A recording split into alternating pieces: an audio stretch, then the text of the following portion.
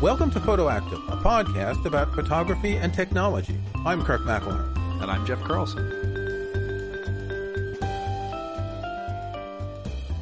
Happy New Year, Jeff. Happy New Year. It's 2025, which sounds like science fiction, and I think probably every year will sound like science fiction when I say the date. That's a good point. What was the year that the Blade Runner movie took place? The first one? Wasn't it like 2020 already? Yeah, it's already passed. I think it was like maybe 2019. Yeah. Yeah. Because 2019 was so far in the future. Well, it was. He wrote it in the 70s. So, I was thinking 50 years away. It's like 1984. He wrote it in 1948, or published it in 1948, which was why he just inverted it and thought it was far enough in the future, yet not too far to make it totally science fiction. Anyway, it's a new year for us, even though it's still 2024 when we're recording this, but don't tell anyone. We've been discussing things like AI in photos. We've been discussing what is a photo, a number of topics like that. And we wanted to, for the end of the year for us and for the beginning of the new year for you, have a Two Guys in a Pub episode on what we think generative AI is going to do to photography in the future. Now, full disclosure, I generated bullet points for this article using Perplexity, which is my AI tool of choice. Perplexity, I'll put a link in the show notes actually, because I get an affiliate bonus and I think you can get a discount. Perplexity is really good because it has a number of LLMs, large language models. So what's really useful is, I don't really do this much, but you could compare the results that you get from one LLM to another. I don't know how different they are. Have you ever tried that? I've not actually. In fact, I've used Perplexity before, not a whole lot. But what I like about Perplexity is that it will, answer questions, but it also cites all of its sources. It gives sources, yeah. So you're not just, getting like a feed of an answer and you don't know if it's correct or not. You can easily click to and it'll say like, this is, this information comes from this article, which is nice. It doesn't feel as sloppy as a lot of the. Yeah, but I still find that sometimes it hallucinates. Don't we all? One example was a few months ago, I was writing an article about first lines in novels, and I asked for some famous first lines in novels, and it gave me some, and it gave me something from a Stephen King novel that didn't exist, and it gave me something from some other novel that didn't exist. The first line of, I think, The Big Sleep was totally different than the first line in The Big Sleep. And I said, are you sure? Oh, I'm sorry. It's not true, et cetera, et cetera. It's like the weird humility of these tools. So we really don't depend on them for much. I don't know how much you use them, but I do use them when I'm writing an article about a topic and I've already got my ideas. I'll use this kind of tool to see if there are any ideas I hadn't thought of, any bullet points that I hadn't thought of. Mm-hmm. Yeah, I do some of that. I do some headline generation, and I don't think that I've actually used a headline that has been suggested, but I find that it helps me come up with new headlines based on it. Like maybe take an idea and run with that. This is for the work that I've been doing for CNET, I have to write a lot of headlines, a lot of decks, which are the subheads basically, and what's funny is a lot of the headlines that get generated by AI are not good because they tend to be, super like – they sound like they're generated by AI. They sound like they're generated by AI. They also sound like they're generated by not very good marketing teams. And so you'd have photography, what is – the thing you could do on the weekend, something like that. But if it spits out 5 or 10 different options, that might spark an idea. So I find it helpful in that sense, in like get me started, prime my mental writing wheels essentially. But I haven't used it. At least I haven't used like the textual things as much as I have. I don't have it write anything for me. I think I wouldn't want it to because it can't write. But for bullet points, it is very useful. Yeah. I interviewed an author on the Right Now with Scrivener podcast sometime last year who had an AI as a main character in her novel. It was a science fiction novel. So I went to Perplexity, and I had it give me 10 questions to ask the author. And it was very interesting because I said, these are the questions that were generated by an AI. And some of them were really good questions. We were both surprised. I didn't ask her all of them. I asked 3 or 4, but it surprised. I guess I'm surprised when it actually does something good. But as you say, I kind of see it like 4 different colors of Play-Doh. And by mixing them together, it can sort of prime the pump and prompt your brain to come up with something interesting like that? Yeah, exactly. So what's been interesting about AI this past year is, first of all, how far it's come, because the quality in a whole bunch of different metrics is a lot better, a lot different. You can, at least on the visual side, you can type something and get an image that is photorealistic. Maybe not completely believable, but photorealistic in some different ways. And on the text side, you can get things that are either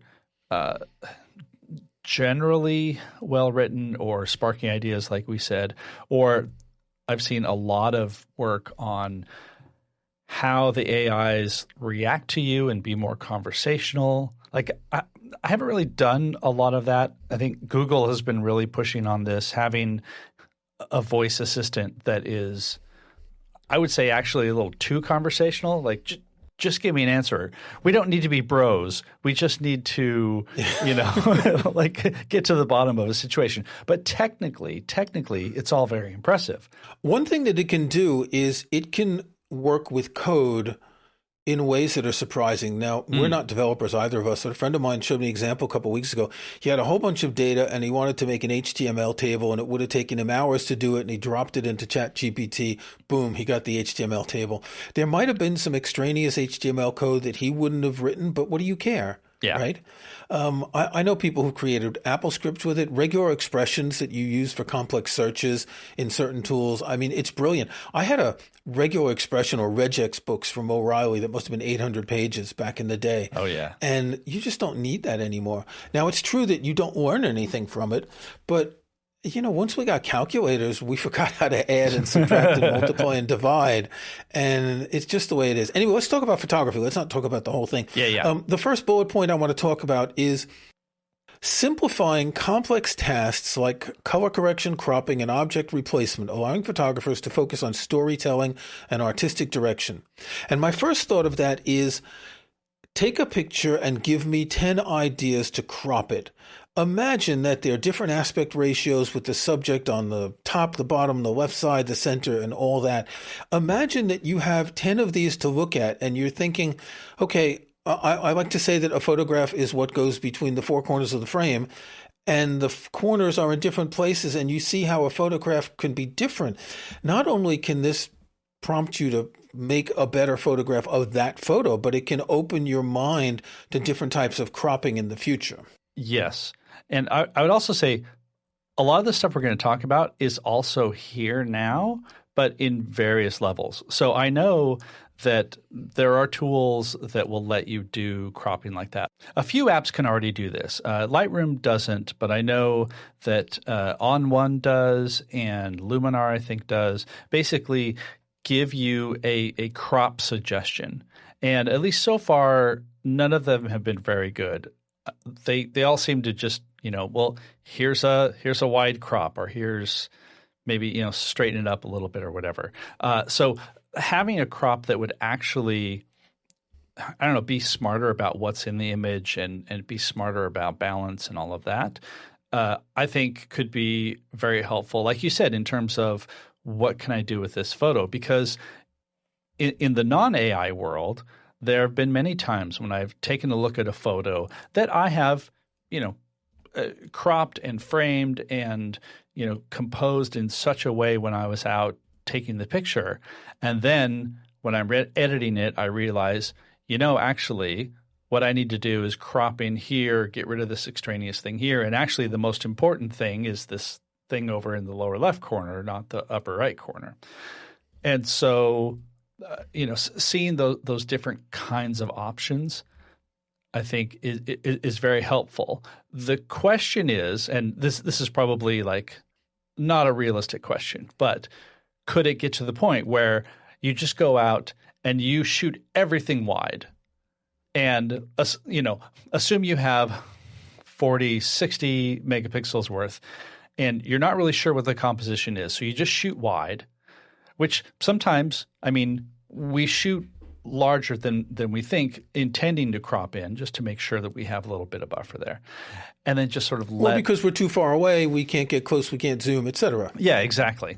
So do I become a photo gatherer? A photo gatherer. Do I become less specific in my photography because I know that maybe the AI will take care of it? Now, I think that runs against the whole idea of going out and being a photographer, but I can see how, again, this could be a helpful thing where you're like, I know there's something here in this photo, and I'm not really sure what it is, and I've tried a few different options. Hey, super AI app, why don't you give me some suggestions? And then sort of jump from there. And I think that's really the key to a lot of this is give me some options, and then I can do something with it. So do we stop handwriting because we have this computer that we can type things into and we never handwrite again? Or do we stop doing math because we have calculators? This is what it is. These things are coming. They're getting rid of the buggy whips, right? The horses and the carriages are slowly disappearing. So it's a question of how we can do it. There's a bullet point down below, the worry about the loss of the human touch, how we can do this with – how we can make it ours. Let's face it, we're already doing this with photo editing. We're not taking a negative and manually cropping and manually retouching. We're already, drawing masks and altering shadows and highlights on specific things. We're already doing so much manipulation. How is this different, right? Yeah. How is this... And we all have the auto button that we click when we first look at a photo to see what it could look like. How is this any different? I think too many people who are – I'm very critical about AI, generative AI for a lot of things, particularly the whole creation of textual slop and videos and all. But this kind of photo editing isn't that different from what we already have. It's just an extension of what we're already doing. Right. Well, and also it is a time saver. What I like about – photography and AI right now is that, yes, you have the one side where I can type a few words and it will give me something that, most people will look at and not know that it was AI. But that's its whole other thing. But in terms of I am a photographer, I am a creator who likes to go out and, the whole point is to make the image and have that experience. So then the whole point is to find the image. Right? You weren't planning on the image in many cases. If you're on assignment, you have to do a portrait. That's one thing. When you're walking around, you're trying to find. You're a photographer gatherer trying to find images. Exactly. And it's not something that you can convert to a recipe. But once you've found the images, why not let your tools help you? Right, exactly. Or, actually, you brought up if you're on assignment. So one of the things in this bullet point was simplifying complex tasks like color correction. So there are tools now that will very easily let you balance out so that all the shots that you took, and that can be like all the shots from a landscape in the morning, or you're shooting an event or a wedding or a portrait session or whatever, that will basically make them all look like they were all shot by the same camera at the same time, which sounds like that would be a default. But sometimes, like if you have auto white balance turned on, you can get different color casts, things like that. And so – Or let's say you're doing a wedding and the sun goes behind the clouds and then it comes out again. So you've got all sorts of variances and you do want all the photos to look together. This is called color grading. And this is used in cinema all the time to make a similar color palette across an entire film. Yeah. And so rather than having to go and make all those adjustments by yourself, manually in a photo editing app. Thank you. Yeah. Instead of bringing your entire team into the room, I'm looking at my entire team. It looks a whole lot like me. Anyway, but not to get off track, rather than spending the time tweaking all of those, because sometimes it'll be a little bit of an adjustment, sometimes it'll be a lot. Having an AI be able to look at the tones and the color and balance them out is a massive time saver. And even to the point where you make edits in one image, and that can be not just color and tone, but maybe you're doing a little bit of masking. I think we talked about this in a previous episode. You spend your time working on one representative image and then basically copy and paste or batch apply that to all the rest of them that are similar. You've saved yourself an hour, 2 hours. If you're a working photographer, like that's money.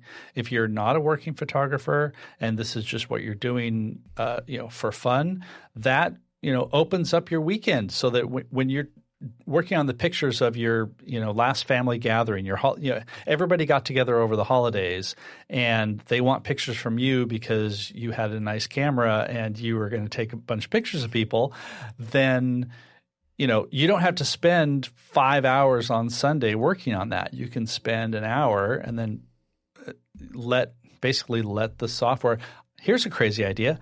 Let computers make things easier for us. Remember that? Remember that ages ago? Like that was the whole point? That's the thing. We have this problem with AI because, I mean, let's face it. AI has done some extraordinary things in scientific research and medicine, health diagnostics. We don't see them. When people think about AI, they think about ChatGPT. Yeah. They think about silly images, right? We don't see the extent of AI that's, under the tip of the iceberg and that is changing things like drastically. There's this thing called protein folding, which is really complex, and it uses a lot of power in order to I believe it's to look at existing drugs to find if they might work to treat other conditions, right? Drugs that have been tested and approved with people. They found hundreds of them. I think they found a new class of antibiotics. Wow. These need to be tested for many years. But, this sort of stuff is game changing. So what we're seeing is, dumb AI slop from a chatbot. And we think that that's all there is. We've had machine learning in these photo editing tools for many years. And there's a big difference between AI and machine learning in that there's not really any difference at all. It's just a question of how a company wants to market it. Mm-hmm. 3 years ago, everyone was talking about machine learning, deep learning, things like that. Now it just all shifted to AI and it's pretty much the same thing. We've had this for a long time and it's not going to change. Now, what would change is one of the bullet points is example of how photographers can use generative AI to transform their work into entirely new artistic interpretations. Example, turning a photo of a marsh into a ghost story scene. Now that's proper generative AI where you're taking your photo and you're adding something to it. You may want to do that. This may be the kind of photography you want to do. People do double exposures. People overlay something that was in one photo and put it onto another. People hand paint on photos, or they used to hand paint on photos when they had physical photos. There are all sorts of things you can do. I don't see this as being a problem. It's not replacing a photographer. It's giving a photographer a new tool.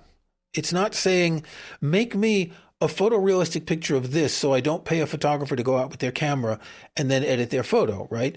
It's let's use this tool to go a little bit further. Now, the problem is that once these tools get better, they can make photorealistic images that could replace photographers. For example, I think product photography is hit severely right now because all you need is a photo of a product and the AI creates the background for it. That's a big loss for product photographers, but, that's life. I hate to say it's not like you can't count on your particular job lasting forever. Coal miners aren't mining coal anymore. Yeah, I think you very definitely hit like two giant areas right there. One being the artistic creative side of things because, okay, let's say there's no generative AI, but you still want to take that picture of the marsh and turn it into a ghost story scene, right? So you could do that with Photoshop, and you would take other images and you do some composition so that you layer in all the different aspects. Like all of that has been done for years and years and years. AI is just going to make it a little bit easier. And actually, I would say sometimes AI makes it a little more difficult because you don't know exactly what you're going to get. So you have to iterate. So that puts you into the I am creating an illustration. This is a photo illustration. This is an artistic work of my inspiration. And I'm not trying to suggest that, oh, I was walking through the marsh the other day and this actually happened, right? Now, we'll see that. I'm sure there are lots of examples of people trying to push that off as something that's real, but at least so far it's been fairly easy to spot that sort of thing. Maybe not at first glance, but other people, especially if it's something important, something newsworthy, sometimes it's a lot easier to see. Now, for professional photographers, I think we are seeing instances, and I think it's also especially like in marketing because budgets are shrinking and things like that, where a photographer is not getting hired because for a small, accessory image, like it doesn't have to even be like a big, full page, full screen type of feature image, but for a couple little side things, it's easier to just generate that with AI, and then you don't have to hire a photographer. And, professionally, that's not great, but you're right. Like it's happening. I wrote an article about the image wand feature in macOS and iOS, and how can actually be very cool because you can sketch something and then add a text description of it, and it will generate something for you. It's not going to be photorealistic. It's not going to be anything that you're going to push off as something else. But it is something that perhaps you would have hired an illustrator for 20 years ago. And so that's not happening. But it kind of depends on the usage. So if somebody is going to make something like that, it's more akin to clip art, where you would have like, big massive books of clip art, or DVDs, maybe CDs of clip art that you would, plop into your newsletter or something like that. Like we're going to see a lot of that, but I don't think that would have ever been hired out to an illustrator or a photographer in the first place. So that's kind of a weird balance. Not only that, I'm thinking back to when I published a zine in New York in the early 1980s, and I used the Letraset to lay out titles and stuff. Then we got computers. We didn't need Letraset. Too bad, Letraset. If you don't know Letraset, it was like you would put this sheet of letters over the paper, and then you'd rub on the letters to make them stick on the paper. It was really fun, actually. Yeah. And what was that spray stuff you used to stick paper onto like a master thing that you could move around? We don't do that anymore because we have desktop publishing. Yeah. So that's a product that you don't need, and it could get you high if you were doing too much page editing back in the day. So all of this stuff, it's progress. It's progress. There's always something that replaces it. I remember the first time I actually worked with a computer. I had a job in a bookshop in France from early 1990 to around late 1992. And they had a computer because they did some publishing. They did pretty advanced publishing. It was early desktop publishing, but they had books with lots of photos. And I learned how to use it to make flyers for author events we had in the bookstore. And I was amazed at no more Letraset, no more of that sticky spray stuff. And you can just, you want to change the font size, you just change it. You don't have to scrape off the Letraset. Right. And what an amazing tool. And I never thought that it was replacing something. If anything, I didn't own the computer, so I'd never pay for it, but it was saving money from having to buy the Letraset, right? Yeah. Did you ever use wax rollers? What would you use wax for? Oh, so in newspaper production, we did this in our high school newspaper.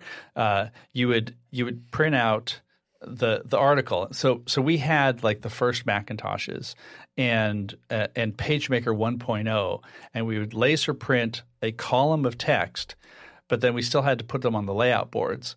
And so so you'd have like this hot wax roller, and you would wax the back of the paper to stick it down onto the layout. I used the spray version of that. It was a spray can, and then you could put it down, kind of like the glue on the back of a Post-it. Yeah. You could reposition it, and then it would dry after a while.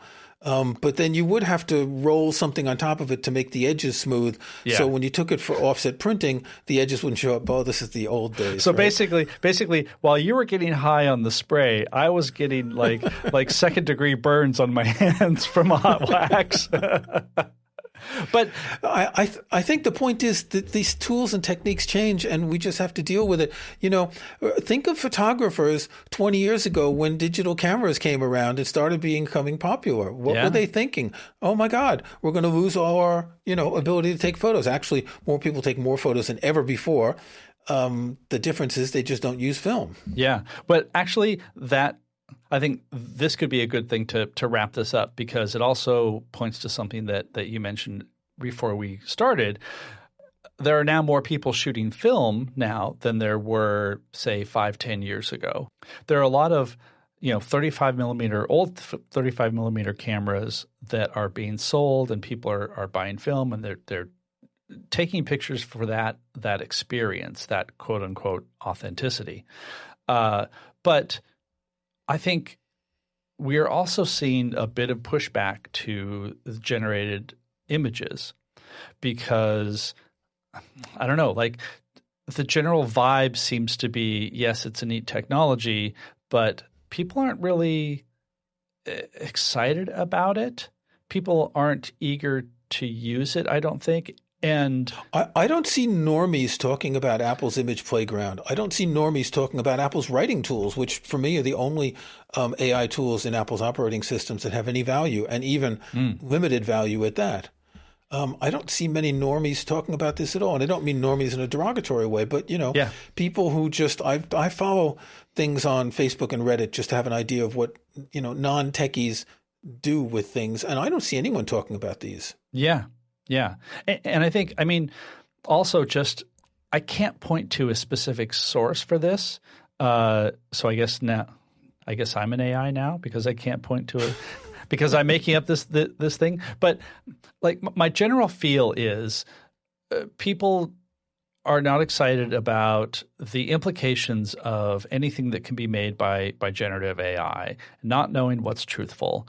And honestly, a lot of the generated photography, quote unquote, has not been great. And I see a lot of yet. Yeah, that's true. That's true. Most of the stuff that I'm seeing, like say on Facebook, is really not very well generated. And sorry to say this, but people of my parents' age who are passing them off as like the next greatest thing, and isn't this amazing? And you're like, no, it's not real. That's actually interesting. It's older people who seem to be enchanted by this because they missed out all the other technological stuff. Yeah. And now they can make images without having to learn how to use an app, right? Like, Mac Paint or whatever it was in the beginning. Yeah. But yeah, so we're not going to talk anymore about this. It's an interesting topic. I'm sure that as time goes by, we'll have other episodes about other AI tools, because it's the equivalent of the digital camera replacing the film camera. It's to that point. If you're a professional photographer and you need to shoot a lot of photos, there's lots of tools that are useful. If you're an artistic photographer, you're likely not going to use it. However, if you are an artistic photographer and you want to add generative AI things to your photos, maybe you will use it. Maybe it'll make a new hybrid form of photography, as Perplexity suggests in one of its bullet points. Yeah. All right. Should we do snapshots quickly? We can do snapshots quickly. So what have you got, Jeff? All right. So after talking about AI and all of that, I'm going to switch gears, because I've actually been doing a lot of photography lately, or a fair amount of photography lately. I've been doing some portrait sessions. I've done a couple of senior portraits lately. And I finally upped my lighting game. And one of the things that I got was a small rig 35-inch softbox. And it has it's a quick release octagon softbox for Bowen's mount. What does that all mean? Basically, a softbox is a light modifier that you stick in front of a light source, but they tend to all be, just hard to work with. Like I have one that I've had for years, and it takes a while to set up, and it takes a while to put the little filters in the middle of it, and it's just enough of a pain that I need to set it up beforehand and then take it with me. But then I'm carrying this giant softbox around wherever I'm going. what this is, it's an octagonal softbox, but it literally just has a little lever that when you basically expand the lever out, the whole thing pops into place. So I don't have to thread any like the little flexible ribs that hold it together. Like everything is just there, and it packs flat. And I open it up and attach it to the flash, and there I go. And then when I'm done, I just push a couple of little buttons, and it collapses back down. It's super, super convenient. And this was only $80, and I think I bought it a little bit less. I got this as a Black Friday purchase. But just being able to take this out somewhere, or even like if you have a studio or something, but these were a couple of environmental portraits. Being able to just pop that open and be ready to go just made a huge difference. So the one that I chose was a small rig. It's 35 inches, so it's not huge, but it's not super small, and worked great. Kirk, what do you have this week? I've got a movie this week. I know that I'm going against the stream here, that a lot of people don't like this movie. The reviews are overwhelmingly below 50% on Rotten Tomatoes, but I saw Megalopolis last weekend. I rented it on Friday. I liked it so much. I watched it again on Sunday. You get 48 hours for a rental. I found it to be brilliant. I think the film is visionary. It's unique. There's a lot to criticize, but there's so much going on in the movie that I think this is going to be a classic in a few years.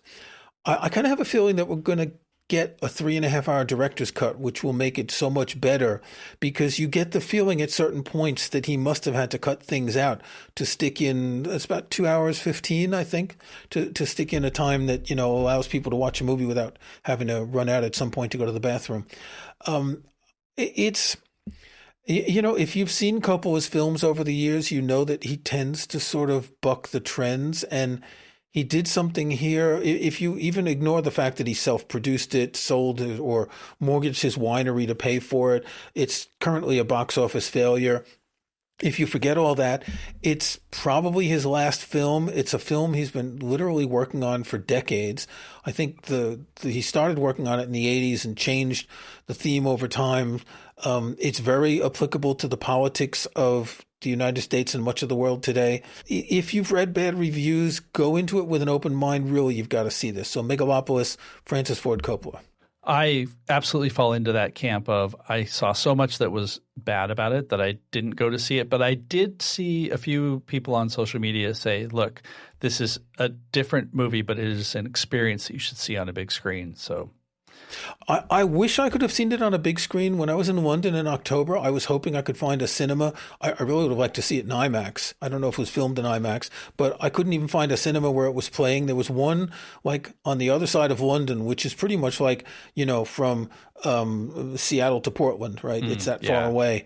And it was playing at only a specific time around lunchtime, and I had planned, so I couldn't see it. But it would really be better to see it on a big screen. If not, rent it in 4K on your whatever rental device you have. Yeah. You should watch it on your iPhone mini, just as Coppola intended.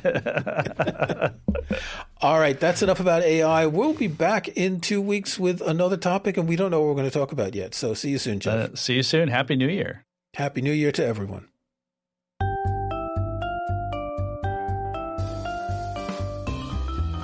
Thanks for listening to Photoactive. You can find show notes, including any photos we discuss in this episode, at photoactive.co. That's photoactive.co. We couldn't afford the M. You can join our Facebook group at facebook.com/groups/photoactivecast. That's photoactivecast in one word. You can subscribe to Photoactive in your favorite podcast app or on Apple Podcasts. See the links on our website. And think about leaving us a rating or review in iTunes or in your podcast.